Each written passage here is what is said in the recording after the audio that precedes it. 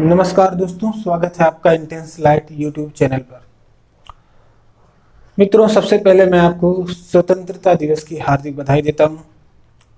आज हम 75वीं वर्षगांठ मना रहे हैं आज़ादी के। दो शब्द आज़ादी पर। दोस्तों, जैसा कि आप सभी जानते हैं कि जो आज़ादी हमें मिली है 15 अगस्त 1947 को, इसके लिए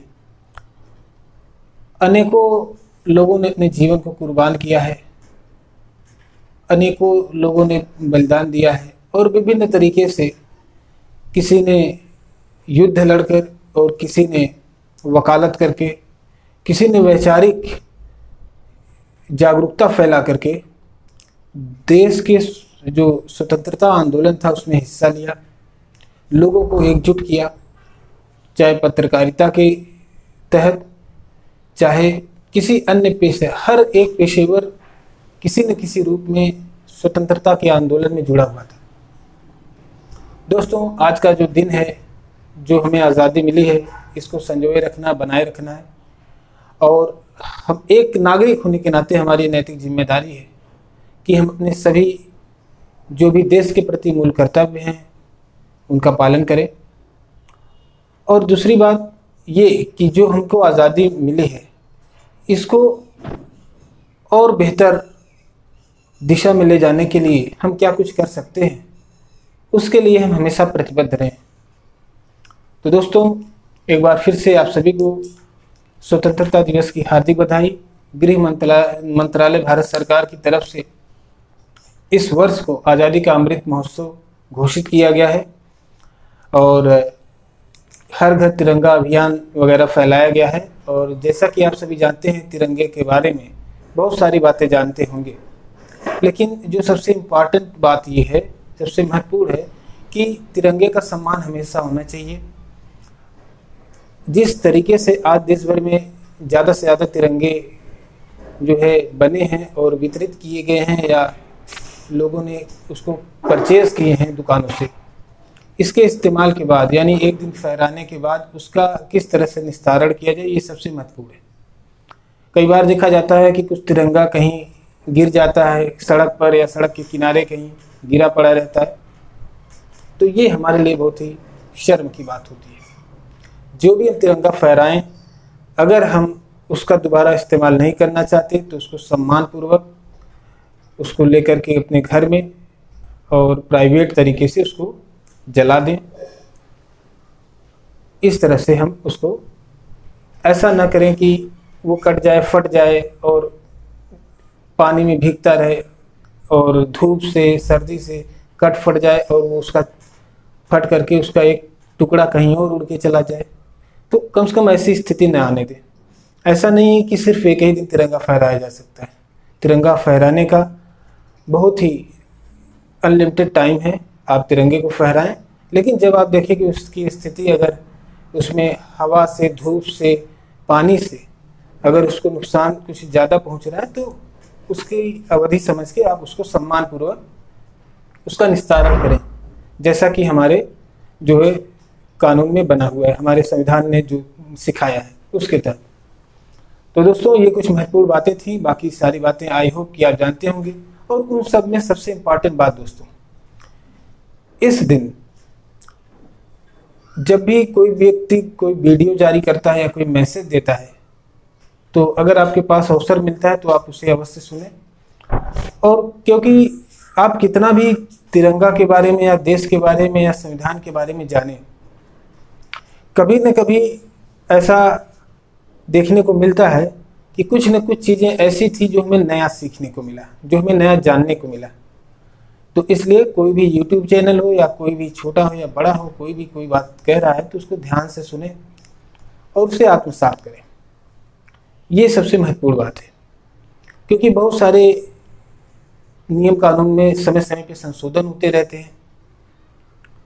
ठीक है, तो इसलिए तिरंगे को लेकर के जो भी बातें हैं, जैसे कि 3 रंग हैं, तीनों रंग के क्या प्रयोग हैं, ये बहुत ही बेसिक बातें हैं। आई होप कि ये आपको पता होगा।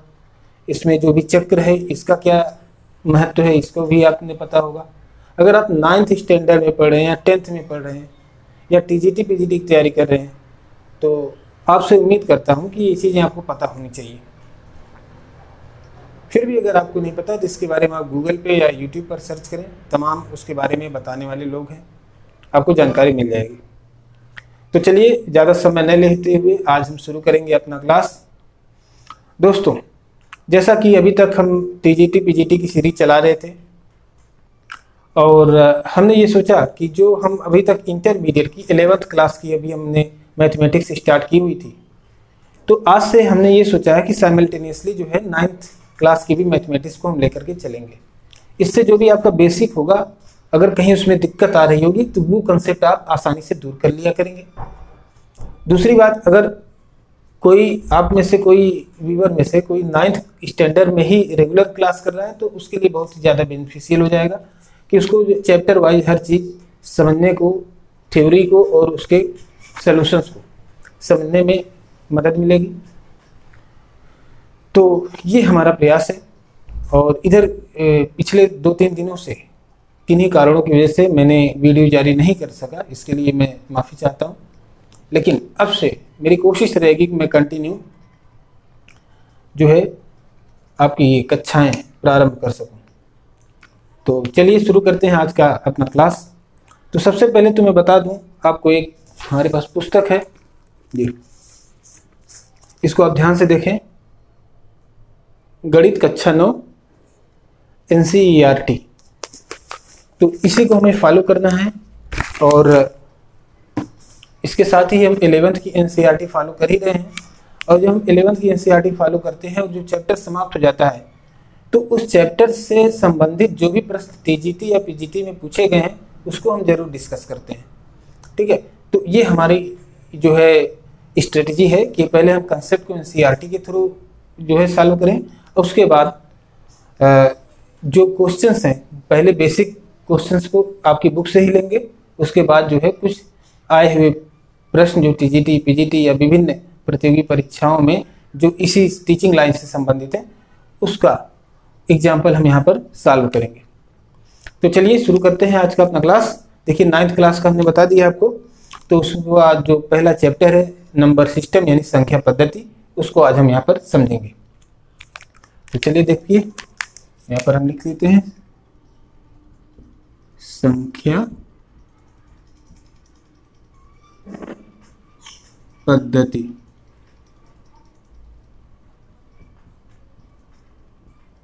संख्या पद्धति या इसी को आप कहते हैं नंबर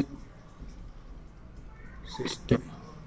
चलिए दोस्तों देखें संख्या पद्धति क्या है। तो देखिए संख्या पहले क्या होता है ये जाने। तो जैसा कि आप सभी जानते हैं कि किसी चीज़ को काउंट करना हो, गणना करनी हो, ठीक है, तो आप जिन अंकों का प्रयोग करते हैं वो संख्या कहलाती है। जैसे हमारे हाथ में अगर 2 मार्कर है तो हम कहेंगे 1 2, तो 1 क्या है संख्या है, 2 भी संख्या है। ये बेसिक चीज़ें आप जानते हैं।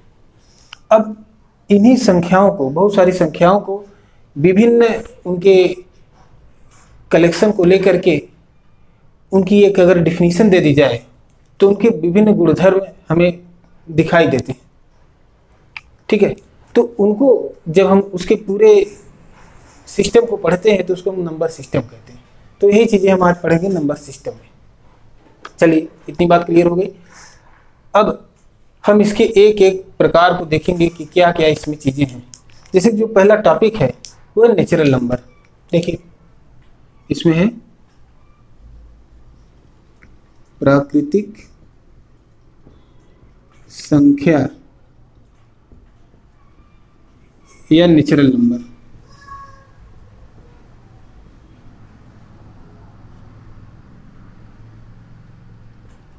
दोस्तों नेचुरल नंबर समझने से पहले हम आपको कुछ चीज़ें याद दिला दें। आपने संख्या रेखा का नाम सुना होगा पिछले क्लासों में, तो एक बार हम संख्या रेखा यहाँ पे बना देते हैं ताकि आपको कोई चीज़ समझने में आसानी रहे। ये संख्या रेखा, यहाँ पर है 0, यहाँ पर है 1 2 3 4, ये ऐसे आगे बढ़ता जाएगा और यहाँ पर जो है बहुत सारी संख्याएं आएंगी और अनंत तक जाएगा। इसके लेफ्ट साइड में हम -1 -2 -3, इस तरह से ये भी अनंत तक जाएगा, इनफाइनाइट। अब दोस्तों बात यह है कि संख्याएं कितनी है, संख्याएं तो अनंत है। 0 1 2 3 4 5 6 7 8 9 10 100 200 500 1000 अनंत तक चला जाएगा, आप गणना करते रहेंगे। और अगर हम कल्पना करें कि 0 के पहले, तो 0 से या 0 से 1 माइनस करें तो -1, फिर 2 माइनस करें -2, इस तरह से माइनस करते जाएंगे, अनंत तक ऐसे माइनस करते जाएंगे तो अनंत संख्याएं मिलेंगी। तो दोस्तों, जो भी संख्याएं हैं, इन्हीं संख्या रेखा पर से ही हम संख्याओं को उठाते हैं, उनको लेते हैं, उनको एक नाम दे देते हैं। नाम इसलिए देते हैं ताकि हम बहुत सारी गणित की जो आगे की जो हमारी प्रक्रियाएं हैं उनको सुचारू रूप से हम कर सकें। इसके बहुत सारे प्रयोग हैं, इसलिए पहले चैप्टर में इसको दिया गया है। तो चलिए देखते हैं। देखिए, अगर यहाँ पर 0 है, यहाँ पर 1 है, इसके बाद 2 है, तो इसका मतलब नहीं 0 के बाद सीधे 1 आ गया। 0 के बाद भी और सारी संख्याएं हैं, 0.01, 0.0001, उससे भी पहले, तो अनंत संख्याएं हैं। हालांकि उस पर हम अभी आगे आएंगे, बात करेंगे, लेकिन अभी चूंकि हम अभी नेचुरल नंबर पढ़ेंगे तो नेचुरल नंबर के बारे में थोड़ा सा जान लेते हैं। दोस्तों, अगर मान लीजिए आप संख्या रेखा पर हैं, किसी पॉइंट पर हैं, मान लीजिए पॉइंट 0 पर आप खड़े हैं, आप यहाँ से एक संख्या को न लेकर के आगे बढ़ जाते हैं। यहाँ पर पॉइंट 1 पर आप पॉइंट 1 को अपने डायरी लीजिए और डायरी पर पॉइंट 1 लिखते हैं, पॉइंट 2 लिखते हैं, पॉइंट 3 लिखते हैं, पॉइंट 4 लिखते हैं और अनंत तक ऐसे लिखते चले जाते हैं। और आप चाहते हैं कि आप अनंत तक पूरा लिखें, तो क्या होगा, आप 1 2 3 4 5 6 7 8 9 से अनंत तक आपने संख्याओं का कलेक्शन कर लिया। तो वो जो संख्याएं हैं जिसके बारे में आप सोच रहे हैं अनंत तक हम कलेक्शन कर लेंगे, सपोज दैट आपने कर लिया, तो वो जो संख्याएं हैं उनको हम क्या कहेंगे, उनको हम नेचुरल नंबर कहते हैं दोस्तों। तो नेचुरल नंबर को हम कैपिटल एन से रिप्रेजेंट करते हैं, ठीक है, एन से इसको डिनोट करते हैं या एन से प्रदर्शित करते हैं, और एन इज इक्वल टू लिखते हैं 1 2 3 4 5 6 7 8 9 10 11 12 ऐसे करके ये इनफाइनाइट तक। दोस्तों, ये है नेचुरल नंबर, प्राकृतिक संख्याएं। एक प्राकृतिक संख्या, दो प्राकृतिक, 3 4 5 6 7, यानी पॉजिटिव जितनी संख्याएं हैं 1 2 3 4 5 6 7 8 9 10 जो यहाँ पे हम अभी बता रहे हैं आपको, ठीक है, केवल उनकी बात अभी कर रहे हैं, ये सभी क्या है, नेचुरल नंबर है, यानी प्राकृतिक संख्याएं हैं, अनंत तक जाती है। अब दूसरी एक संख्या होती है जिसको हम कहते हैं पूर्ण संख्या या होल नंबर। तो देखिए होल नंबर क्या होता है, ये पहला टॉपिक है। दूसरा है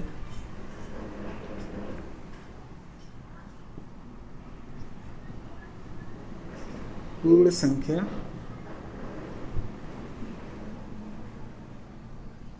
होल नंबर। होल नंबर क्या होते हैं दोस्तों, अब देखिए आपने डायरी में लिखा 1 से लेके 1 2 3 4 5 6 7 8 9 0 1 2 3 4 5 6 7 8 9 10 से लेकर के अनंत तक आपने जो संख्याएं लिखी अपने डायरी में, अगर आप जरा सा पीछे वापस आए और 0 को भी इसमें शामिल कर लें, तो वो जो नया कलेक्शन आपके पास बनेगा दोस्तों, उसे आप क्या कहेंगे, उसे आप होल नंबर का कलेक्शन कहेंगे।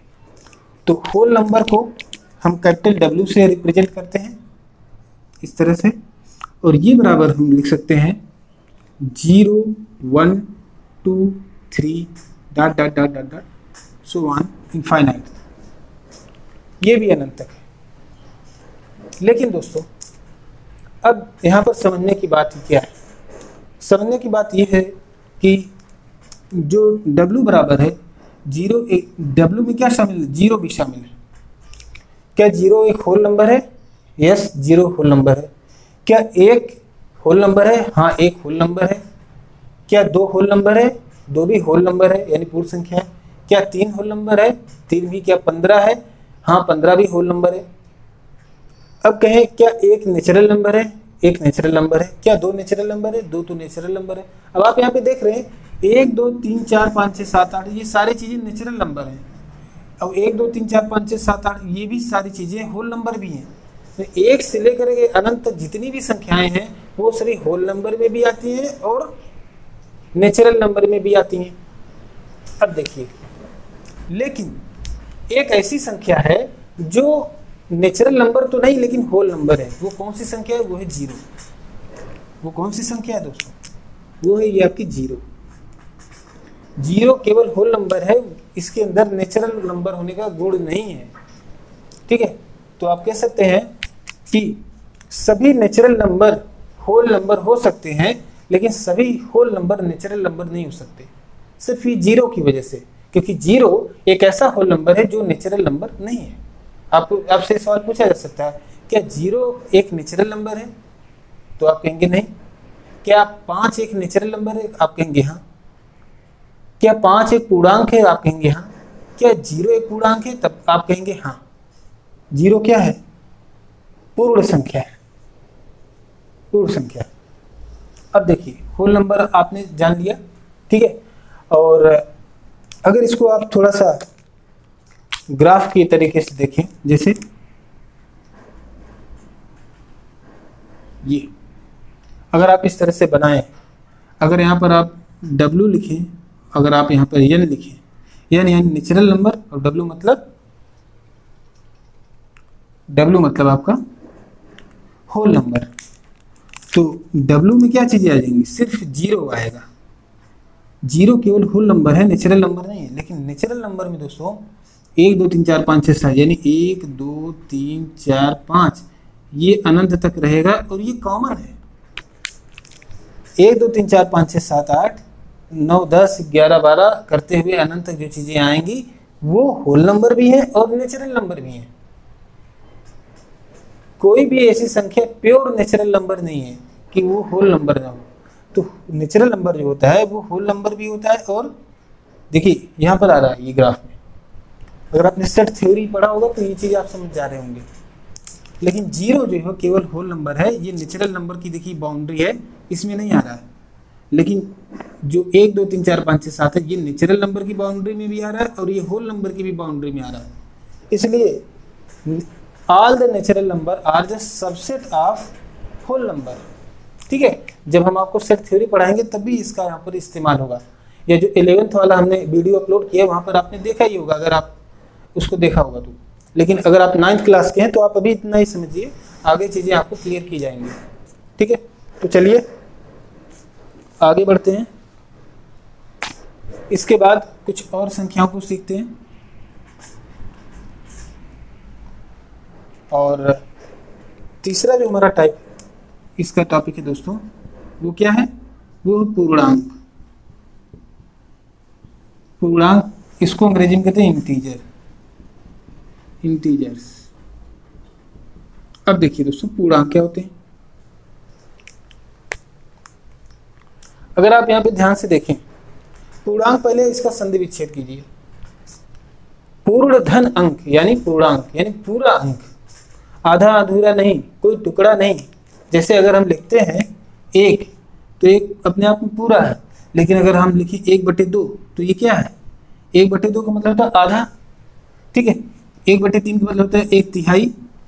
अगर कोई चीज़ है, अगर मान लीजिए कोई रोटी है, ये आपके पास रोटी, ये अपने आप में 1 है यानी पूरा है, ये पूर्ण है, पूरी रोटी है। लेकिन अगर आप इसके एक टुकड़े को ले लें, इसके आधा टुकड़ा कर दें यहाँ से ऐसे,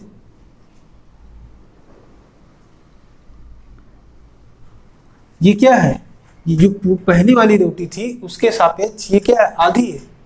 आधी मतलब 1/2 है, तो ये पूरी है ही नहीं। उसी तरह से 1/2 जो संख्या है ये पूर्णांक नहीं है, ये पूरा नहीं है। ठीक है, तो पूर्णांक का मतलब क्या होता है? इसको समझने के लिए ये खाली जान लीजिए कि जब भी किसी भी संख्या से इसमें हम डिवाइड करते हैं,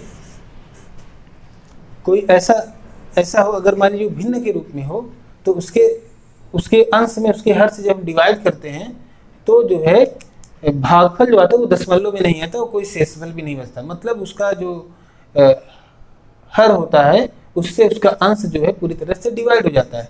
ठीक है, जैसे अगर कोई ले ले कि 15/3, क्या ये पूर्णांक है? तो ये पूर्णांक है कि नहीं, इसको हम टेस्ट करें। देखिए 3 से 5 में भाग दीजिए, 3 × 5 = 15, आ गया क्या? 5। तो 5 की बात हो रही है यहाँ पर, तो 5 तो पूर्णांक है, क्योंकि 5 में न दशमलव लगा है, ना ही जो है इसको इसमें कोई भाग देने पर कोई शेषफल बच रहा है। ठीक है, तो पूर्णांक का मतलब ये है। अब देखिए, ये तो हो गया पूर्णांक की बातें, लेकिन संख्या रेखा पर भी देख लें पूर्णांक में कौन कौन सी चीजें शामिल होती हैं। अब सवाल आएगा, क्या पूर्णांक केवल पॉजिटिव संख्याओं का समूह होता है? क्या 0 एक पूर्णांक संख्या है? क्या निगेटिव संख्याएं भी पूर्णांक हैं? ये आपके मन में सवाल आएगा। तो आप देखिए इस संख्या रेखा को देखिए, अभी तक हमने क्या कहा था कि आपने जब 0 को भी शामिल कर लिया नेचुरल नंबर में, तो वो जो संख्याओं का कलेक्शन हो गया उसको आपने होल नंबर कह दिया। अब आप इसी 0 के साथ -1 को भी उस डायरी में नोट कर लें, -2 को भी उसमें नोट कर लें, -3 को, इस तरह से आप नोट करते करते अनंत तक चले जाएं। जितनी भी संख्याएं आप नोट कर रहे हैं, ये सारी संख्याएं, जितनी संख्याएं संख्या रेखा पर इस समय यहाँ पर हमने लिखी हुई है, 0 से लेकर के +1 to 3 अनंत तक, और 0 से पहले -1 to 3 अनंत तक, ये सारी संख्याएं दोस्तों ये इंटीजर कहलाती हैं, यानी पूर्णांक कहलाती हैं। पूर्णांक, तो आप पूर्णांक को जेड से निरूपित करें। किससे? पूर्णांक को किससे रिप्रेजेंट करते हैं? जेड से। और जेड इज इक्वल टू आप लिख सकते हैं -इनफाइनाइट, ऐसे -2 -1 0 1 2 3 इनफाइनाइट। ये जो संख्याओं का कलेक्शन है ये पूर्णांक संख्या है। क्या आप यहाँ तक चीज़ों को समझ गए? तो चलिए आगे बढ़ते हैं, कुछ और टॉपिक लेते हैं। इसको हम इरेज कर दे रहे हैं, ठीक है। आप वीडियो को रोक करके चीज़ों को नोट कर लिया करें।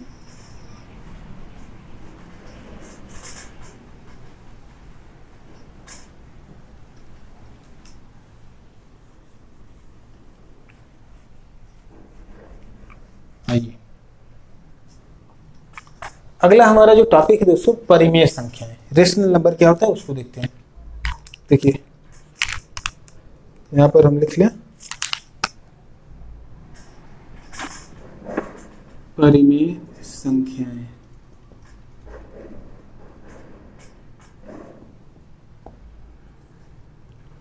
देखिए परिमेय संख्याओं की बात हो रही है, तो देखिए परिमेय संख्याएं वो संख्याएं होती हैं दोस्तों जिनको हम P/Q के रूप में निरूपित कर सकते हैं, जहां P और Q एक इंटीजर हो सकते हैं, एक इंटीजर, एंड Q जो है 0 नहीं होना चाहिए। हालांकि 0 एक इंटीजर है, जैसा कि हमने अभी आपको दिखाया था। इंटीजर को जब हमने बनाया था तो +1 2 3 4 5 और -1 2 3 4 5 और 0 को भी हमने वहां पे लिखा था। आपने नोट किया होगा, नोट्स को पलट के देख लें, ठीक है। तो परिमेय संख्याएं जो होती हैं वो जो है P/Q के रूप में होती हैं, ठीक। पहली शर्त तो ये है। दूसरी कि P and Q are integer. Integer का मतलब हमने भी आपको बताया कि जब आप संख्या रेखा इस तरह बनाते हैं 0 1 2 3 -1 -2 -3, ये अनंत तक जाता है, इधर अनंत तक जाता है। इस पर जितनी सारी संख्याएं दिख रही हैं ये सभी इंटीजर्स हैं, क्योंकि ये सभी जो है /1 के फॉर्म में है। और यानी P जो है -3 हो सकता है, -5 हो सकता है, -10 हो सकता है, +10 हो सकता है, +7 हो सकता है, +4 हो सकता है, कुछ भी हो सकता है P, लेकिन इंटीजर ही होगा। 4.5 नहीं होगा P, कभी 4.5 या 3.7 इस तरह की कोई संख्या नहीं होगा P। उसी तरह से Q भी कोई इंटीजर ही होगा, लेकिन Q जो है Q does not equal to 0। Q 0 भी नहीं होगा। हालांकि ये क्या है, 0 एक इंटीजर है, 0 क्या है, एक इंटीजर तो है, लेकिन Q 0 नहीं होना चाहिए, ऐसी शर्त है परिमेय संख्याओं की।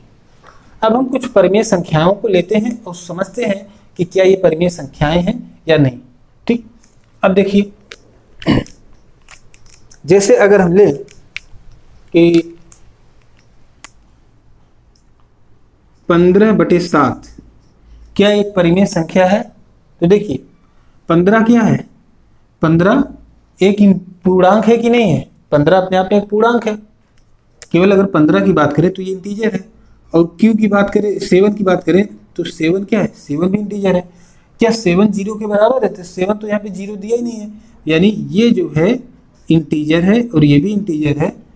तो यानी इंटीजर का जो है अंश भी इंटीजर, हर भी इंटीजर।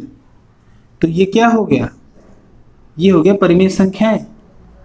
अंश भी इंटीजर हो और हर भी इंटीजर हो, लेकिन हर 0 ना हो।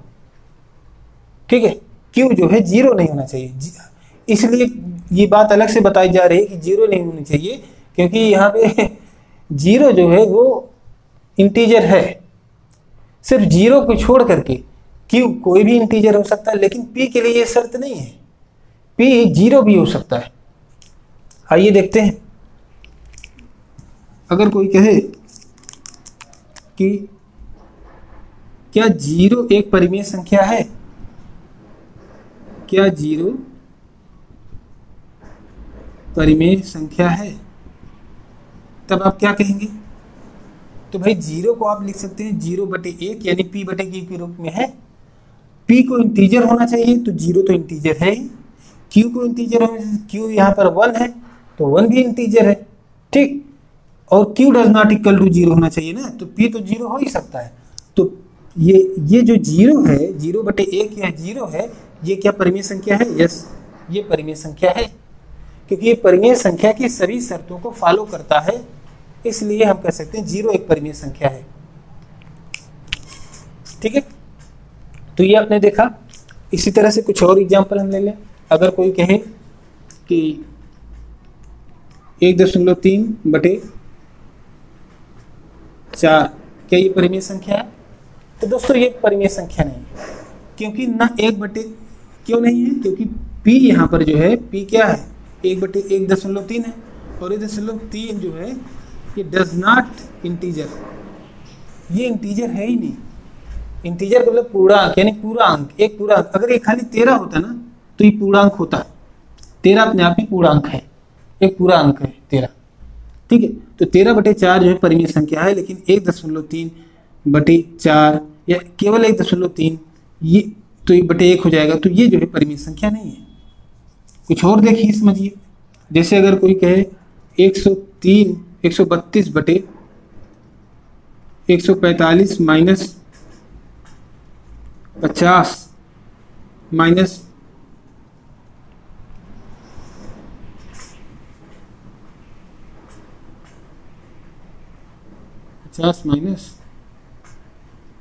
95।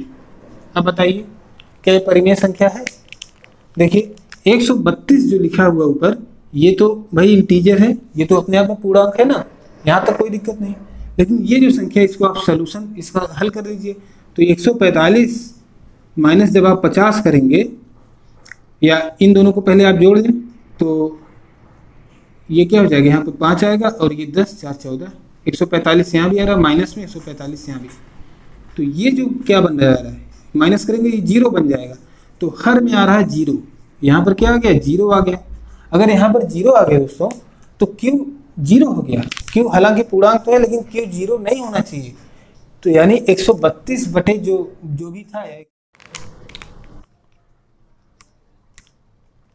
चलिए दोस्तों, वीडियो के जो टाइमिंग है 29 मिनट के बाद ऑटोमेटिक जो है वो बंद हो गया था। शायद सेटिंग में कोई प्रॉब्लम थी, तो मैंने भी सेटिंग सही कर दिया। तो मैं आपको बता रहा था, यहाँ पर देखें कि 132 के नीचे 145 था, -50 माइनस कुछ और था, तो मैंने पूरा कैलकुलेट किया। तो यहाँ पे जो हर में आया वो 0 आया था। ठीक है, हर में जो आया वो 0 आया था, और ये p/q के रूप में तो है, और p भी इंटीजर है, q भी इंटीजर है, लेकिन q does not equal to 0 होना चाहिए। तो यहाँ पे q तो 0 है, तो क्या ये 132/0 ये एक परिमेय संख्या है? तो ये परिमेय संख्या नहीं है दोस्तों। तो ये क्या है, परिमेय संख्या नहीं है। ठीक है, लेकिन अगर अंश में 0 है और हर में 0 नहीं है, कोई पूर्णांक है, तो जो है वो कैसी संख्या होगी, वो परिमेय संख्या होगी। ठीक है, इतनी बातें आप ध्यान रखें और चलते हैं कुछ और अनुप्रयोग देखते हैं कि क्या कुछ इसमें चीजें। देखिए इसको हम इरेज कर दें फिर आगे बढ़ें। अब देखें, अब परिमेय संख्याओं का और होल नंबर्स का और नेचुरल नंबर के बीच में जो है क्या कुछ संबंध है, इस पर एक प्रश्न को देखते हैं। आपकी इस पुस्तक में एक एग्जाम्पल है और इस एग्जाम्पल को मैं आपके सामने पढ़ रहा हूँ। इसमें कहा है कि सत्य और असत्य बताना है। पहला है कि प्रत्येक पूर्ण संख्या एक प्राकृत संख्या होती है। मैंने पढ़ाते समय आपको बताया था पूर्ण संख्या, तो प्रत्येक पूर्ण संख्या तो प्राकृतिक संख्या होती ही है। देखिए यहाँ पर पूर्ण संख्या में क्या आ जाएगा, 0 से लेकर के 1 2 3 4 अनंत तक जाएगा, तो ये क्या हो जाएगी, ये जितनी प्रत्येक पूर्ण संख्या एक प्राकृतिक संख्या होती है।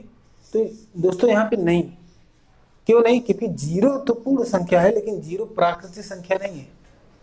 ठीक है, प्रत्येक प्राकृतिक संख्या पूर्ण संख्या होती है, ये बात सही है। दूसरा है प्रत्येक पूर्णांक एक परिमेय संख्या होता है। तो प्रत्येक पूर्णांक क्या एक परिमेय संख्या होता है। केवल अगर पूर्णांक की बात करें तो देखिए पूर्णांक कैसे लिखते हैं, तो ये है सत्य कथन है। हाँ, क्यों, क्योंकि पूर्णांक या तो 1 होता है या तो 2 होता है, 3 होता है, इस तरह से, या 0 1 2 3 4 5 7 8 9 10। अगर मान लीजिए पूर्णांक 0 है तो हमने जैसा कि बताया था 0/1 लिखेंगे, -2 है तो -2/1 लिखेंगे। ठीक है, अगर 5 है तो 5/1 लिखेंगे, 7 है तो 7/1 लिखेंगे। अब देखिए ये सभी जो पूर्णांक हैं, तो इसका हर भी तो 1 अगर आ रहा है तो 1 तो पूर्णांक है ही, 1 तो पूर्णांक है ही, अंश तो पूर्णांक है, तो P/Q यानी P भी पूर्णांक होना चाहिए, Q भी पूर्णांक होना चाहिए, और Q 0 नहीं होना चाहिए। जब केवल एक ही संख्या दी है, वो पूर्णांक दी हुई है, तो जो उसका हर है यानी Q है, उसको 0 होने की कोई पॉसिबिलिटी ही नहीं है, क्योंकि यहाँ पर जो है Q ऑलवेज 1 हो जा रहा है। ठीक, तो ये क्या होगा, ये सारे परिमेय संख्याएं होंगी, जितने पूर्णांक हैं परिमेय संख्या होंगी। अगला है प्रत्येक परिमेय संख्या एक पूर्णांक होती है। दोस्तों ये बात असत्य है। कैसे, जैसे कोई परिमेय संख्या है 7/2। अब देखिए 7/2 परिमेय है कि नहीं, ये भी हम अभी क्लियर कर लें। पहले देखिए क्या जो इसमें P/Q है यानी P बराबर है 7, क्या 7 एक इंटीजर है, हाँ है। क्या ये जो 2 है यानी Q है, Q बराबर 2 है, क्या 2 एक इंटीजर है, तो हाँ है, इंटीजर है। ठीक है, तो 7 यानी भी इंटीजर है, Q भी इंटीजर है। 7/2 और Q जो है जब इंटीजर है और लेकिन 0 है नहीं, Q तो 2 है ना, Q 0 नहीं है, तो 7/2 क्या हो गया, 7/2 एक परिमेय संख्या हो गया। अब क्या 7/2 एक पूर्णांक है, देखिए 7 से जब 7 में 2 का भाग देंगे, 2 से जब 7 में भाग देंगे तो क्या आ जाएगा, 2 तिहाई 6, 1 आएगा, 0.0 लगाएंगे। एक तो देखिए शेषफल बच रहा है, जो शेषफल है वो कट नहीं रहा है, कट भी जाएगा तो यहाँ पे दशमलव में सर 2 × 5 = 10। चलो मान लो शेषफल कट गया, लेकिन जो भागफल आ रहा है वो 3.5 आ रहा है, यानी दशमलव में आ रहा है। तो इसलिए 7/2 का मान आ गया 3.5, यानी कोई भी दशमलव संख्या है वो क्या होगी, वो पूर्णांक नहीं होगी। ठीक है, इसलिए सभी परिमेय संख्याएं पूर्णांक नहीं होती हैं, लेकिन सभी पूर्णांक परिमेय संख्याएं होती हैं। ये बात ध्यान दीजिएगा। एक मिनट,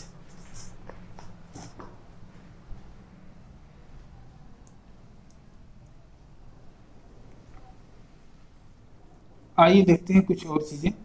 जैसा कि परिमेय संख्या पढ़ रहे हैं, तो परिमेय संख्या में आपने एक चीज और देखी होगी कि अगर सभी इंटीजर्स परिमेय संख्याएं हैं, ठीक है, तो सभी इंटीजर्स परिमेय संख्याएं हैं, तो क्या सभी नेचुरल नंबर परिमेय संख्याएं हैं, तो हाँ सभी नेचुरल नंबर परिमेय संख्याएं हैं। क्योंकि सभी नेचुरल नंबर पूर्णांक में शामिल है और सभी पूर्णांक जो है इंटीजर में शामिल है। अगर सभी इंटीजर हो सकते हैं परिमेय संख्याएं, तो सभी नेचुरल नंबर भी हो सकते हैं, सभी पूर्णांक भी हो सकते हैं। ठीक है, ये बात है। तो परिमेय संख्याएं में कौन कौन संख्याएं आ गई? परिमेय संख्याएं तो जो p बटे q के रूप में होती हैं, जो डिफिनीशन है वो तो उससे तो वेरीफाई आप करेंगे ही, साथ ही जैसे कि नेचुरल नंबर एक परिमेय संख्या है, कोई भी नेचुरल नंबर, कोई पूर्णांक है वो भी परिमेय संख्या है, और कोई भी कोई पूर्ण संख्या है जैसे 0 है, ये भी परिमेय संख्या है। ठीक है दोस्तों, तो चलिए आगे बढ़ते हैं, क्लास को आगे बढ़ाते हैं। आगे टॉपिक है कि आगे देखिए, अब हम आपकी प्रश्नावली पर आ गए हैं, प्रश्नावली 1.1। इसमें देखते हैं क्या कुछ है। दोस्तों प्रश्नावली यहाँ पे सॉल्व करने का सिर्फ ये मकसद नहीं कि वो सवाल आपको आता है या नहीं आता है। सवाल ये है कि वो जो प्रश्नावली के सवाल आप कर रहे हैं उस दौरान आप अपने आप को टेस्ट करते हैं कि आपने जो अभी तक कंसेप्ट सीखा है वो आपके समझ में आया कि नहीं, उस पर आपकी पकड़ मजबूत हुई कि नहीं। अगर कोई कंफ्यूजन है, कहीं कोई दिक्कत है, तो उसको आप किस तरह से दूर करेंगे, वो चीज़ इसका उद्देश्य है। तो उसी के अकॉर्डिंग इसको फ्रेम किया गया है। तो मैं समझता हूँ इससे बेहतर कोई तरीका नहीं है। तो इस प्रश्नावली को देखें। पूछ रहे हैं पहला प्रश्न, क्या शून्य एक परिमेय संख्या है? इसके बारे में दोस्तों मैंने आपको कई बार बताया। क्या इसे आप p बटे q के रूप में लिख सकते हैं जहां p और q पूर्णांक है और q does not equal to 0? ये बात पूछ रहे हैं। तो क्या शून्य एक परिमेय संख्या है?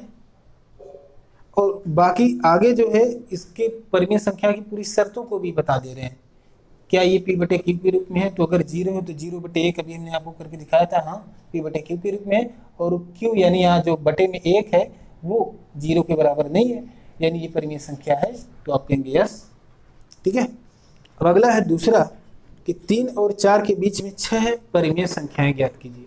दोस्तों अब जैसा कि अभी हमने थोड़ी देर पहले आपको बताया था कि कोई भी जो भी नेचुरल नंबर हो या पूर्णांक हो, दो पूर्णांकों के बीच की या दो क्रमागत पूर्णांकों के बीच की जो होती है बहुत सारी परिमेय संख्या होती है और अनंत होती है। अपरिमित रूप से अनेक परिमेय संख्याएं होती हैं। जैसे यहाँ पर हमने लिखा 1 2 3 4।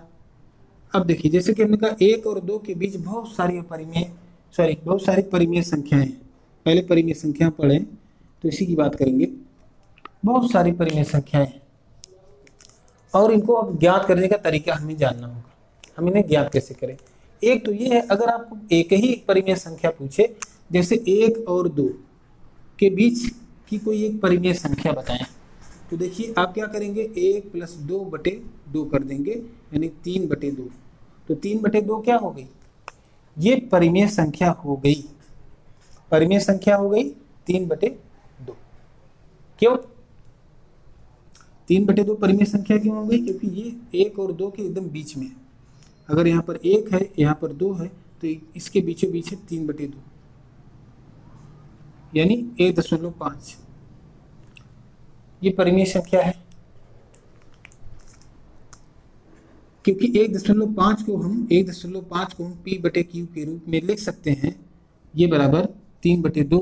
और जहाँ पे 3 भी इंटीजर है और 2 भी इंटीजर है, इसलिए ये एक परिमेय संख्या है और इन दोनों के बीच में देखिए 1.5 यानी 1 में 0.5 जुड़ा है और ये 2 से 0.5 कम है, इन दोनों के बीच में ये है। तो अगर दो संख्याएं हैं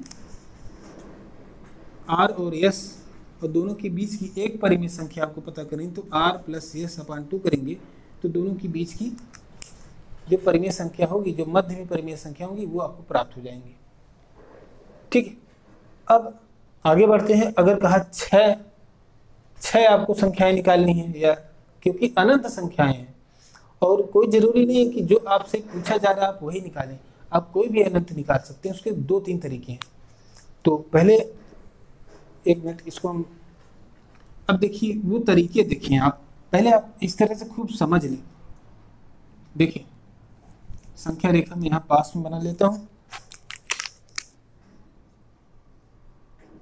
0 1 2 3 0 -1 सॉरी 0 तो है -1 -2 -3 ये अनंत तक जाएगा, इधर ये भी अनंत तक। अब देखिए जैसा कि अभी हमने निकाला 1 और 2 के बीच,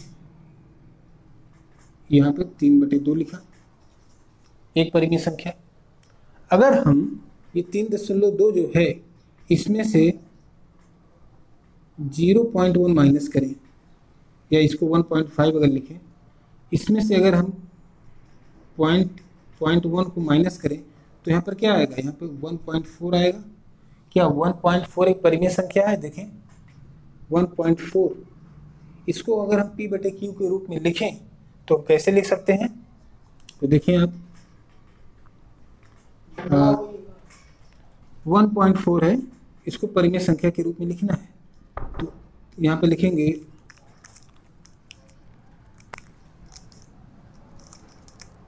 1.4 × 10/10 is equal to 14/10 is equal to, ये अपने आप में देखिए परिमेय संख्या है।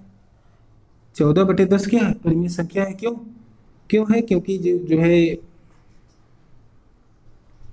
ये दोनों इंटीजर हैं और 10 जो है 0 के बराबर नहीं है। इसको थोड़ा सा सरल भी कर सकते हैं, 2 7 14 और 2 5 10 इन 7/5, ये क्या है? ये परिमेय संख्या है। और ये किसके किसके बीच में है? ये 1 और 2 के बीच में आ रहा है, तो ये भी क्या हो गया? एक परिमेय संख्या है। एक छोटी सी मिस्टेक हो गई दोस्तों, अभी थोड़ी देर पहले मैंने आपको बताया था कि 1.3 परिमेय संख्या नहीं है, जबकि एक्चुअली ये परिमेय संख्या है।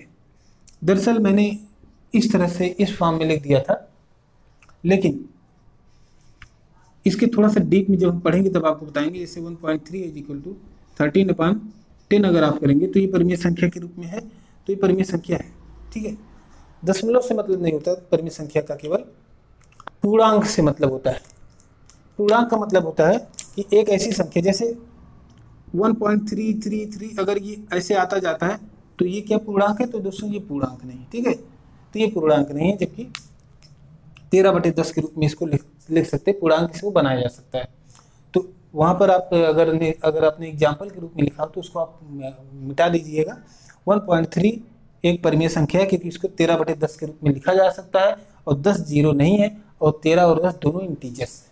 ठीक है, अब चलिए आगे बढ़ते हैं। कुछ अब जो आपका मूल प्रश्न था उस पर आते हैं कि उसको हम कैसे सॉल्व करें। तो जैसे क्या कहा गया है, 3 और 4 के बीच में हमें परिमेय संख्या निकालनी है। तो देखिए हम क्या करते हैं, तो जैसे हम क्या करेंगे, यहाँ पर जैसे हमने लिख लिया 3, यहाँ पर लिख लिया 4। 3 को आप और किस रूप में लिख सकते हैं? कोई ऐसा कॉमन दोनों का लीजिए, जैसे 3/1 लिख सकते हैं और 4/1 भी लिख सकते हैं, है ना। अगर किसी समान संख्या से अंश और हर में गुणा कर दें तो, जैसे आप 7 से गुणा कर दें अगर, तो 3/1 है, 7/1 है, गुणे 7 कर दें, गुणे 7 कर दें, तब यहाँ क्या आ जाएगा? 3 7 21 और 7 × 9 में 7। यहाँ देखिए 7 × 4 = 28 और 7 × 9 में 7। अब आप क्या करेंगे, 21/7 है, ये 28/7 है। तब इनके बीच की जो संख्याएं होंगी दोस्तों, उनको आप क्या करेंगे, ये तो 21/7 हो गई। इसके बाद क्या आएगा? 22/7, फिर 23/7, फिर 24/7, फिर 25/7, फिर 26/7, फिर 27/7, फिर 28/7 है। कितनी संख्या निकालनी थी? 6 संख्याएं। आपने कितने निकाली? 1 2 3 4 5 6, 6 संख्याएं आ गई। जरूरी नहीं कि यही आप निकालें, आप किसी भी संख्या से अंश और हर में गुणा कर सकते हैं। जैसे अगर आप यहाँ पर 5 से अगर आप गुणा करते हैं, ठीक है, 5 से गुणा करें, तब देखिए क्या आता है। देखिए 5 × 15, 5 × 15 और 5 इक्यानवे में 5, 5 चौके 20 और 5 इक्यानवे में 5। अब इन दोनों के बीच संख्याएं निकालिए। तो 15 के बाद क्या आएगा, देखिए 16/5, फिर 17/5, फिर 18/5, फिर 19/5। इस तरह से आपने 4 संख्याएं निकाल ली। तो क्योंकि दो परिमेय संख्याओं के बीच में अपरिमित रूप से अनेकों मतलब अनंत परिमेय संख्याएं मौजूद हैं, तो उसमें से आप कुछ भी निकाल सकते हैं। जैसे ये आपने 6 संख्याएं निकाल ली, 4 संख्याएं ये निकाल ली। इसी तरह से आपको अगर कहता है 50 संख्याएं निकालिए तो आप वो भी निकाल सकते हैं। इसी तरह से आप निकालते जाइए, कुछ और ऐसे मल्टीप्लाई कर दीजिए। सबसे सरल मेथड है। एक दूसरा मेथड है, वो उसका जनरली हम प्रयोग नहीं करते क्योंकि थोड़ा सा टाइम टेकन है, लेकिन समझने के लिए कि क्या वास्तव में अनंत संख्याएं हैं, उस चीज को जानने के लिए हम जरा सा एक थोड़ी सी कैलकुलेशन करते हैं। देखिए, ये तो हो गया आपके क्वेश्चन हल करने के तरीके। इस तरह से अगर आपको आएगा तो एग्जामिनेशन में आप ऐसे हल करेंगे, ठीक है। तो इस तरह से जैसे आपने 4 संख्याएं निकाल ली, आपने अगर 7 से गुणा किया था तो आपने 6 संख्याएं निकाल ली, या 3 इसकी संख्या लिख ली, 3 इसकी लिख ले, तब भी आपका आंसर सही होगा, ठीक है। जैसे आपने 4 ऐसे निकाली, 5 से गुणा किया, सिर्फ 4 ही संख्या दोनों के बीच में आई, ठीक है। दोनों के बीच में अगर सिर्फ 4 ही आई तो कोई दिक्कत नहीं है, तो कोई दिक्कत नहीं है, 4 रहने दीजिए। बाकी अगर आप फिर किसी अन्य संख्या से गुणा करके 2-3 संख्याएं और निकाल लीजिए और इसी के आगे आप लिख दीजिए, आपका प्रश्न गलत नहीं होगा, ठीक। तो एक तो ये हो गया। दूसरा देखिए, जब दूसरा एग्जांपल देखिए, 3/5 और 4/5 के बीच 5 परिमेय संख्याएं याद कीजिए। देखिए 3/5 है और 4/5 के बीच आपको कह रहे हैं 5 परिमेय संख्याएं याद कीजिए। अब 5 निकालना है तो कम से कम यहाँ पर क्या करेंगे, यहाँ भी अंश और हर में कुछ कोई संख्या लीजिए, उससे गुणा कर दीजिए। तो कम से कम 5 संख्याएं आपको चाहिए, ठीक है। तो अगर आप 2 से गुणा करते हैं तो 3 दूनी 6 बनेगा। यहाँ पर तो सेम ही आएगा, हर समान रहना चाहिए, ठीक है। तो अगर मान लीजिए 2 से गुणा करते हैं तो 3 दूनी 6 होगा और यहाँ पर 4 दूनी 8 होगा। यहाँ पर गुणे 2, तो यहाँ पर देखिए 6 है, यहाँ पर 8 है। तो देखिए 6 और 8 के बीच तो 2 ही आएगा ना, 6 के बाद 7 आएगा, 7 के बाद ये 8 है। तो इस तरह से करेंगे तो सिर्फ एक ही संख्या पाएंगे, ठीक है। तो ऐसा कुछ लीजिए कि ये थोड़ा सा ये जो अंश वाली संख्या बने, गुणा करने के बाद उन दोनों के बीच कम से कम थोड़ा ज़्यादा गैप हो, ताकि कम से कम 4-5 संख्याएं 6 संख्याएं आसानी से आप निकाल सकें, ठीक है। तो आप जो है क्या करेंगे, यहाँ पर आप 10 से गुणा करके देखिए, सीधे कम से कम 10 से गुणा कर दीजिए। अब 10 से गुणा करेंगे तो आपके पास क्या आएगा, यहाँ पर देखिए 30 आएगा बटे 50 और यहाँ पर क्या आएगा 40/50। अब देखिए हर समान है, इससे मतलब नहीं है, लेकिन अंश में देखिए एक 30 है, 30 के बाद देखिए 40 है, यानी 31 से 39 तक 8 संख्याएं हैं। आपको 6 संख्या या 5 संख्याएं लेनी है तो आप वो ले लीजिए। देखिए 30/50 के बाद क्या आएगा 31/50, फिर 32/50, फिर 33/50, फिर 34/50, फिर 35/50, फिर 36/50। इस तरह से आप करते जाइए। 1 2 3 4 5 6 संख्याएं आ गई, आगे भी 2-3 संख्याएं आ जाएंगी, 39 तक आएंगे।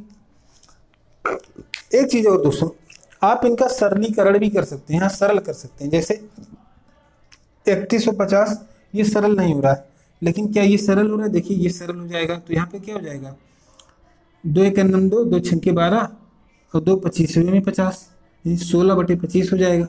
ये नहीं कट रहा है, ये देखिए कट रहा है। यहाँ पर क्या हो जाएगा 2 1 2, 2 7 14 और ये 2 25 में 17/25, ठीक है। और ये 5 से कटेगा, 5 7 35, 5 10 में 50, 7/10। यानी इन दोनों के बीच, यानी 3/5 और 4/5 के बीच 7/10 भी है, 17/25 भी है, 16/25 भी है, 31/50 भी है और 36/50 भी है। 36 को भी कट जाएगा, ये ऊपर 18 आएगा, नीचे 25 आएगा, ठीक है। तो इस तरह से क्योंकि दो परिमेय संख्याओं के बीच अपरिमित रूप से अनंत परिमेय संख्याएं होती हैं, इसलिए आप इसको आसानी से फाइंड कर सकते हैं। तो ये हो गया तरीका कि किस तरह से आप एग्जामिनेशन हॉल में निकालेंगे। कुछ और तरीके देखते हैं कि कैसे जो है, क्यों हम कह रहे हैं कि ये अनंत है। ठीक है, उस बात को आप समझ लें। वैसे तो आप तक समझ ही गए होंगे, लेकिन थोड़ा सा और आप अगर स्टडी करें, जैसे मान लेते हैं इन दोनों के बीच कितनी संख्याएं हैं, तो अनंत है। क्यों? क्योंकि देखिए, अगर हम जो मान लीजिए 2 है, तो 2 में से अगर हम माइनस करें, इंक जो है कम हो गई, लेकिन देखिए 2 में से अगर हम माइनस करें, क्या कर सकते हैं, माइनस 0.1 कर सकते हैं। ठीक है, या एक दूसरी परिमेय संख्या, या इसी चीज को 1/10 के रूप में लिखें। 2 में से अगर हम ये माइनस कर सकते हैं, तो 2/100 भी तो माइनस कर सकते हैं, और 2/1/1000 भी तो कर सकते हैं। तो ये जो संख्याएं आएंगी, जो माइनस करेंगे, जो संख्याएं आएंगी, वो क्या होंगी, वो 1 और 2 के बीच में ही तो रहेंगी। तो इस तरह से आप अनंत 0 बढ़ाते जाइए, आप जो है माइनस करते जाइए, जो संख्याएं आएंगी वो उन्हीं दोनों के बीच में ही रहेंगी। मतलब कि 2 से तो कम ही रहेंगी, और 2 से कम रहेंगी, और 1 से तो डेफिनेटली कम रहेंगी, क्योंकि ये जो है 1 से काफ़ी कम है, और ये 1 से और भी कम है, ये 1 से और भी कम है, कम होता चला जा रहा है। लेकिन 2 में से माइनस भी हो रहा है, यानी 2 और 1 के बीच की ये संख्याएं हैं, और अनंत संख्याएं हैं, है ना दोस्तों। तो इसे आप नोट करें, और चलते हैं कुछ देखते हैं और क्या प्रश्न आपकी बुक में है। देखिए, हमने 3 प्रश्नों को हल किया है, और 2 संख्याओं के बीच की परिमेय संख्याओं को निकालना भी सीख लिया। अगला है कुछ कथन है, जैसे प्रत्येक प्राकृतिक संख्या एक पूर्ण संख्या होती है, सत्य है कि असत्य है बताना है। तो प्रत्येक प्राकृतिक संख्या पूर्ण संख्या होती है। अब आप खुद ही बता दीजिए, 1 2 3 4 5 6 7 8 9 अनंत तक की प्राकृतिक संख्याएं हैं, तो क्या पूर्ण संख्या है? ये सारी बातें मैं कई बार आपको थ्योरी पढ़ाते समय बता दिया था। ठीक है, तो ये देखिए, पूर्ण संख्या क्या होती है, 0 से लेकर अनंत तक होती है। 1 2 3 4 तो प्राकृतिक संख्या है, तो पूर्ण संख्या में आती ही है। ठीक है, तो पहला कथन सत्य हो जाता है। अब प्रत्येक पूर्णांक एक पूर्ण संख्या होती है, प्रत्येक पूर्णांक एक पूर्ण संख्या होती है।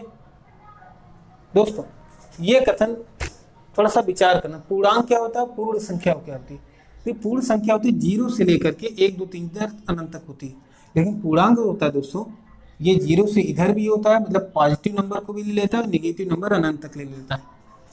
तो पूर्णांक जो है क्या पूर्ण संख्या होती है? तो ये देखिए, इधर अगर है 0 की इधर है या 0 है, तो वो तो पूर्णांक, वो पूर्णांक जो है तो पूर्ण संख्या तो है। लेकिन क्या -1 जो है पूर्णांक है? तो -1 पूर्णांक नहीं है, सॉरी -1 पूर्णांक लेकिन पूर्ण संख्या नहीं है। -1 जो है, -1 जो है इंटीजर है, लेकिन ये जो है होल नंबर नहीं है। -2 जो है ये इंटीजर है, यानी पूर्णांक है, लेकिन ये पूर्ण संख्या नहीं है, यानी होल नंबर नहीं है। ठीक है, क्योंकि एक बार फिर से हम आपको वो चीज दिखा देते हैं।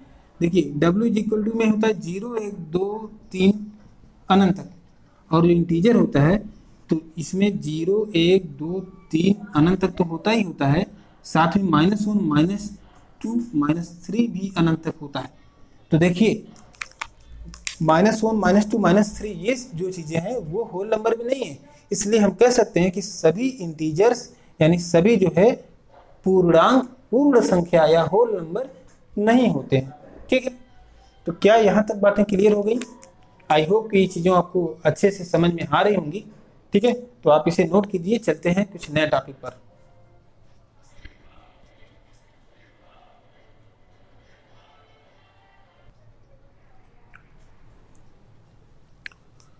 दोस्तों, अभी तक हमने पढ़ा प्राकृतिक संख्या और होल नंबर यानी पूर्णांक, उसके बाद इंटीजर्स यानी पूर्णांक या होल नंबर यानी पूर्ण संख्या। देखिए, मैं ही कंफ्यूज हो जाता हूँ हिंदी में कि पहला आपका नेचुरल नंबर है, दूसरा आपका है होल नंबर, और तीसरा है इंटीजर। उसके बाद में रेशनल नंबर पढ़ा यानी परिमेय संख्या। अब हम अगला पढ़ेंगे इर्रेशनल नंबर यानी अपरिमेय संख्याएं। देखिए अपरिमेय संख्याएं, इसकी डिफिनीशन दोस्तों बिल्कुल सिंपल है। जैसा कि आपने परिमेय संख्या का डिफिनीशन अगर आपको याद होगा कि वहाँ पे p बटे क्यू के रूप में लिखा जा सकता था, तो यहाँ पर p बटे क्यू के रूप में नहीं लिखा जा सकता। और क्यों नहीं? क्योंकि अभी हम दिखा रहे हैं और p और q जो है इंटीजर वहाँ पे थे, यहाँ पर भी इंटीजर है और यहाँ पर जो इंटीजर नहीं है और q > 0। देखिए क्या है, ऐसा मैं क्यों कह रहा हूँ, इंटीजर वाला ये केस फॉलो नहीं कर पा रहा है। अपरिमेय संख्या वहाँ पर क्या था, जैसे p बटे q था,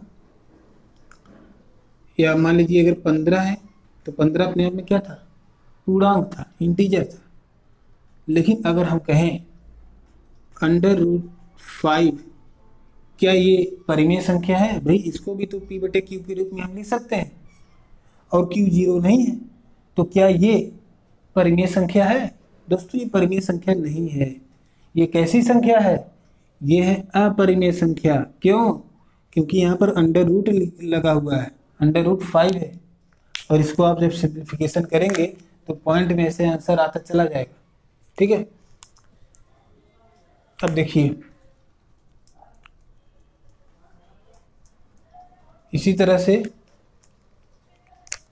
√2, √3 या √5 या 0.1, 0.11, 0.111 इस तरह से कुछ संख्याएं आती हैं, रिपीट होती रहती हैं, अनंत तक जाती हैं। तो ऐसी जो संख्याएं होती हैं वो अपरिमेय संख्याएं कहलाती हैं और इनको जो है हम p बटे q के रूप में नहीं लिख सकते। ठीक है, आपकी बुक से हम कुछ एग्जाम्पल ले लेते हैं। देखिए जैसे कि डिफिनीशन में क्या लिखा है कि इन्हें p बटे q के रूप में नहीं लिखा जा सकता जहाँ p और q एक पूर्णांक है। मतलब p और q दोनों पूर्णांक होने चाहिए थे, लेकिन क्योंकि अगर p और q पूर्णांक होते, क्या √3 to 5 ये क्या पूर्णांक है? ये पूर्णांक है ही नहीं, पूर्णांक नहीं है तो p बटे q के रूप में लिखेंगे कैसे आप? आपको p को जो है पूर्णांक तो लेना होना चाहिए। ठीक है, तो ये बात होती है। मतलब ये जो परिमेय संख्या की जो शर्त थी उसको फॉलो ही नहीं करते, है ना। तो यहाँ पर जो संख्या है, ठीक हमने सही लिखा है। और आगे देखते हैं, एक टॉपिक और है अपरिमेय संख्या। तो अपरिमेय संख्या मैं समझता हूँ आप इन चीज़ों को समझ गए होंगे कि इनको आप p बटे q के रूप में अगर आप लिखना चाहते हैं और p इंटीजर हो, क्योंकि यहाँ पे p इंटीजर नहीं है इसलिए अपरिमेय संख्या है। अब देखिए अगला एक संख्या आता है जो परिमेय संख्या और अपरिमेय संख्या सभी को एक साथ ले लेता है, उसके कलेक्शन को क्या नाम देते हैं उसको देखिए। ये इर्रेशनल नंबर था और अगला आ रहा है वास्तविक संख्या। वास्तविक संख्याएं क्या है? Real numbers.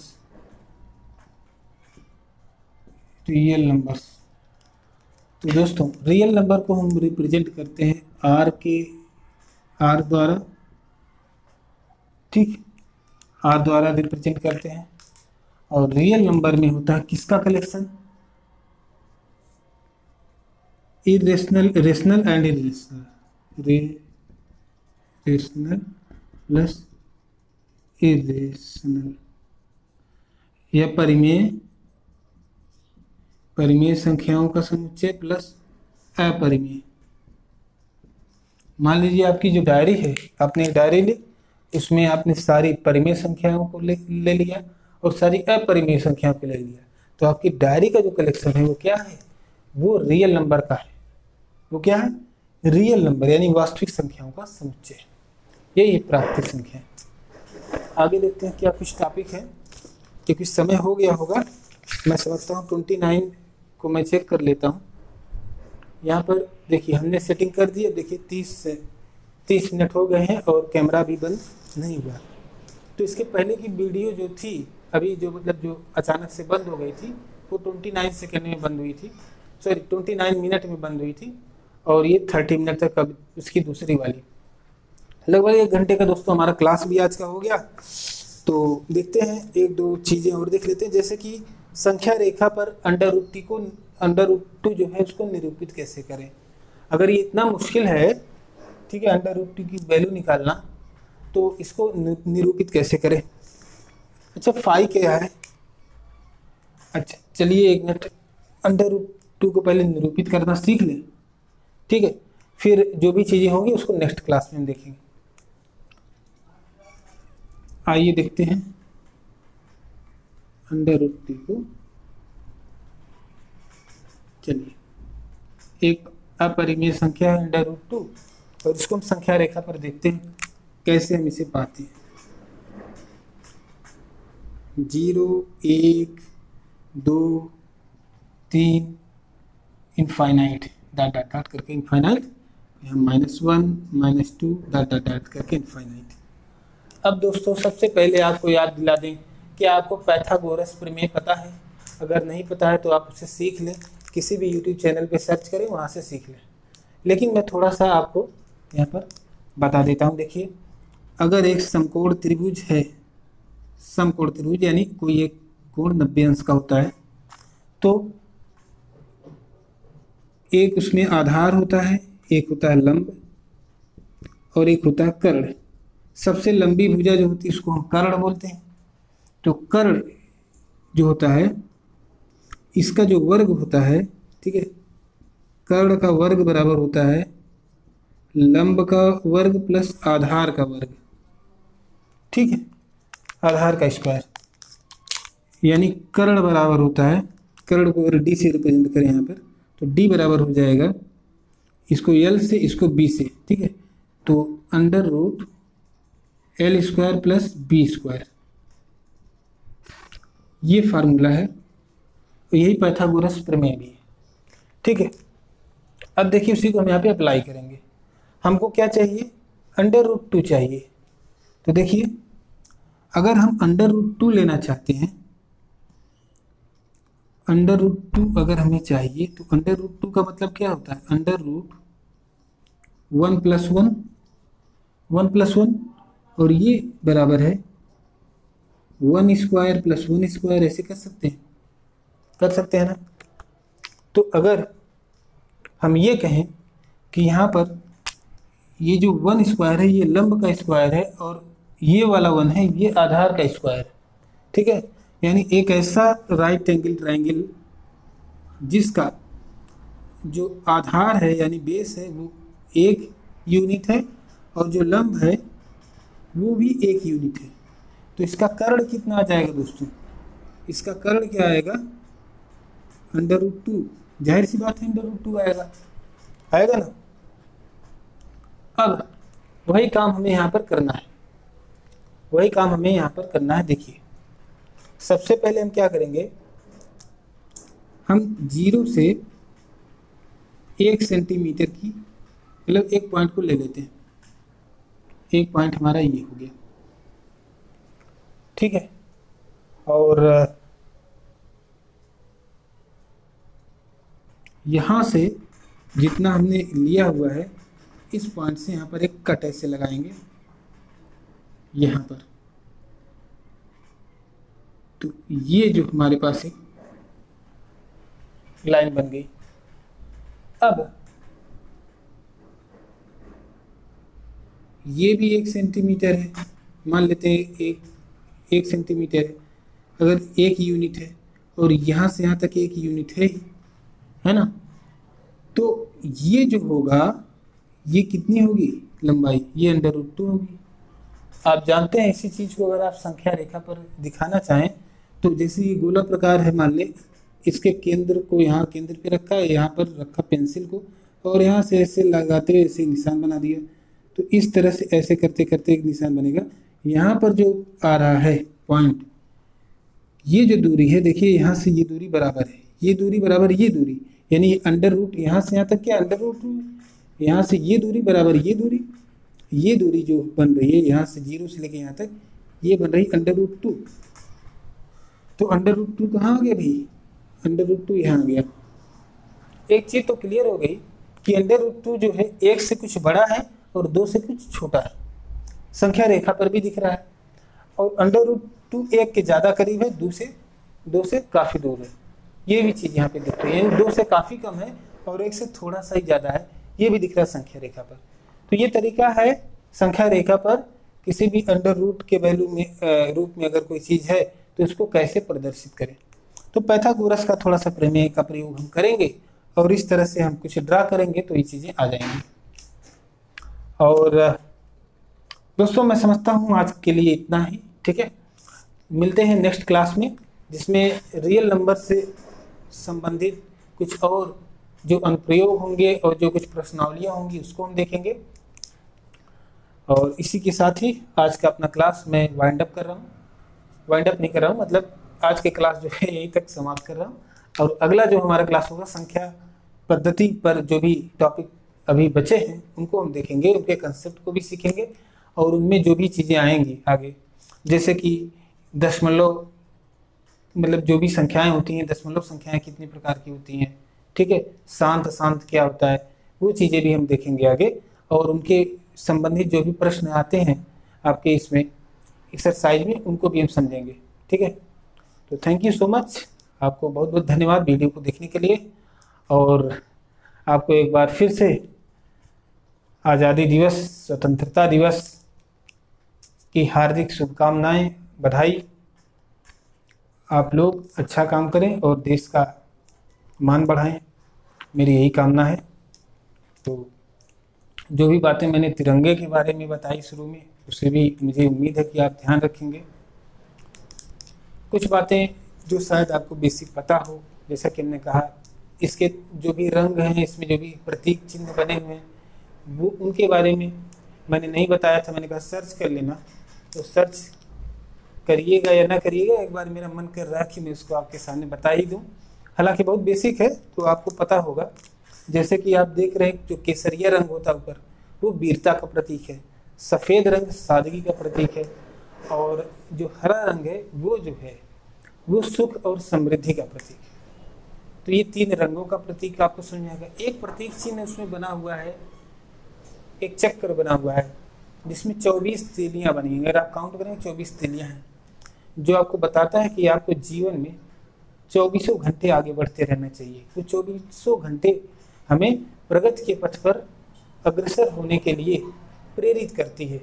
तो वो जो 24 तीलियों वाला जो उसमें चक्र है वो कहाँ से लिया गया है, वो सारनाथ के अशोक स्तंभ में जो चक्र बना है वहाँ से लिया गया है, ठीक है। तो ये बात आप ध्यान रखिएगा। ये हमारे जो नेशनल फ्लैग है, जो हमारा राष्ट्र ध्वज है, इनके प्रतीकों का ये तात्पर्य होता है।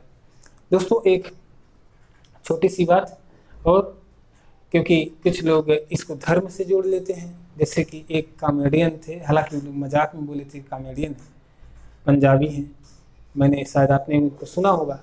तो उन्होंने एक दिन कहा कि मजाक में कहा कि किसी ने उनसे कहा कि केसरिया रंग हिंदू का है, सफ़ेद क्रिश्चियन का, और जो हरा रंग है वो मुसलमान का है। तुम्हारा ही झंडे में क्या है, तुम तो सिख हो, तुम्हारा ही झंडे में क्या है। तो उन्होंने मजाक में बोला कि ये झंडा जो है, झंडे में जो डंडा लगा हुआ है वो किसका है। तो एक जोक है, वो लाफ्टर पोएट भी हैं, ठीक है। वो ऐसी कविताएं कहते हैं या ऐसे हंसी मजाक करते हैं तो जिससे लोगों को हंसी आए, तो ये एक अलग चीज़ है। लेकिन जो मैंने अभी, इसको आप असली मत मान लीजिएगा, ये मेरी कोई वीडियो की कटिंग बना करके वायरल कर दे कि विकास ने ऐसा बताया, तो ये नहीं है। लेकिन ये है कि जो मैंने इसके असली जो मायने बताए हैं वो यही है। बहुत ही सिंपल है, बहुत ही बेसिक है। और आई होप कि ये आप सभी को, अगर आप 9th में हैं या उसके एवं किसी भी कक्षा में हैं या तैयारी कर रहे हैं, तो ये चीज़ें पता होनी चाहिए। दुर्भाग्यवश हो न हो, जाने में बहुत सारी इंपॉर्टेंट चीज़ें छूट जाती हैं, इसलिए बताना ज़रूरी है।